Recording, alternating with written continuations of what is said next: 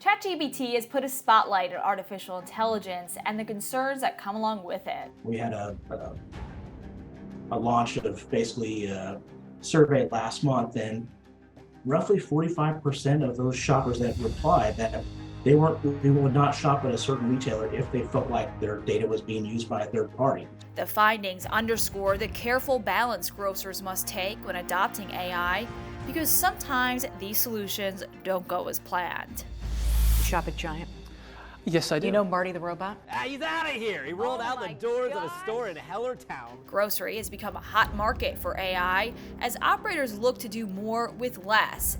And quickly, we're seeing generative AI solutions like ChatGPT added to the mix. It is creating and generating something completely new that is like music, artwork. It's just the question is how fast is too fast? And that's really what we've been talking about throughout this video today. Stay with us in this Supermarket News special as we tell you everything you need to know about the new buzzworthy ChatGPT. At least the experiences I've been having so far with ChatGPT have been fun.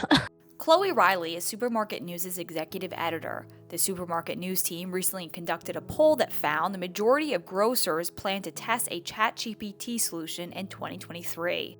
These solutions will build on AI innovation that's already in action. So what are some ways that we've seen AI play out within the grocery space?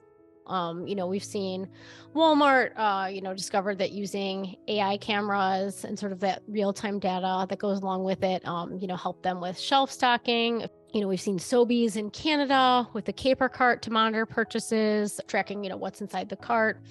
Grocers now see generative AI like ChatGPT developed by OpenAI as a way to drive even more efficiencies into the market. That's because generative AI can perform more advanced tasks compared to the traditional forms of the software, which were limited to detecting patterns, honing analytics, and classifying data. We just put out our first article. We asked ChatGPT what tactics should grocers use to navigate inflation. It's got, sort of like make your inventory management more efficient, make price adjustments, diversify your suppliers, focus on private label, use promotions and loyalty programs to target customers. It turned out all of these suggestions in probably 20 seconds. I mean, really, not over exaggerating. To learn more, we spoke with analyst Ross Cloyd. Here's what he says is one of the big opportunities. Retail media. Retail media is new and exciting, and it's one that can just be an opportunity to create commercials or that engagement type that is creating something completely new. To better understand ChatGPT, it's good to look into what it stands for. ChatGPT stands for Generative Pre-trained Transformer. As the Wall Street Journal explains, transformers are specialized algorithms for finding long-range patterns and sequences of data. To do that, transformers require massive amounts of data, which is trained in two stages.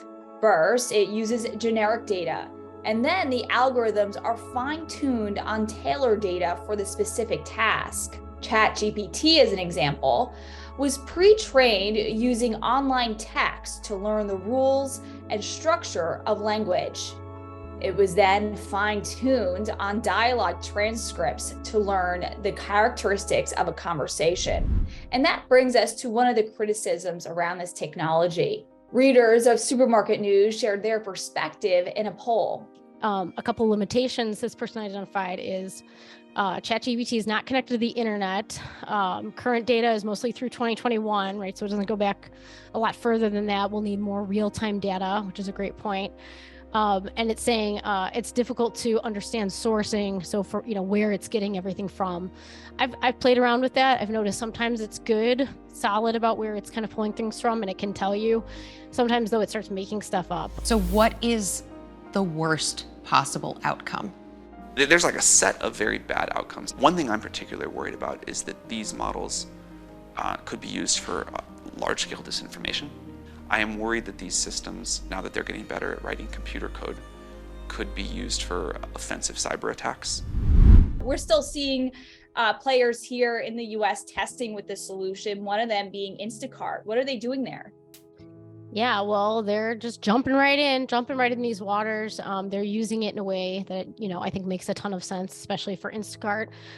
So they're coming up with like an Ask Instacart feature, which allows customers to ask about groceries and meals and get shoppable answers. So, basically, it's a search tool. It will be a search tool that'll roll out later this year on Instacart. And it will allow people to, search things like, healthy meal ideas for kids. What should I have for lunch? What are some easy lunch ideas? What are some keto, vegetarian, dinner ideas? Now, it's interesting to note that Instacart is building this application on top of its existing AI software platform, showcasing the large amounts of data it has at its disposal.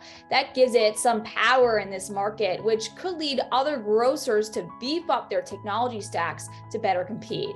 I'm already aware of grocers, kind of especially the mid-tier level, who are moving away from Instacart, who are coming up with their own internal solutions outside of Instacart. And so, something I'm going to keep my eye on is, will some of those tiers of grocers who are moving away from Instacart, will they be testing their own ChatGPT model, and launch something like this outside of Instacart? So clearly a lot to explore here, and this is only the beginning. So stay tuned with Supermarket News for more coverage on ChatGPT and generative AI. Till next time, I'm Diana Blass.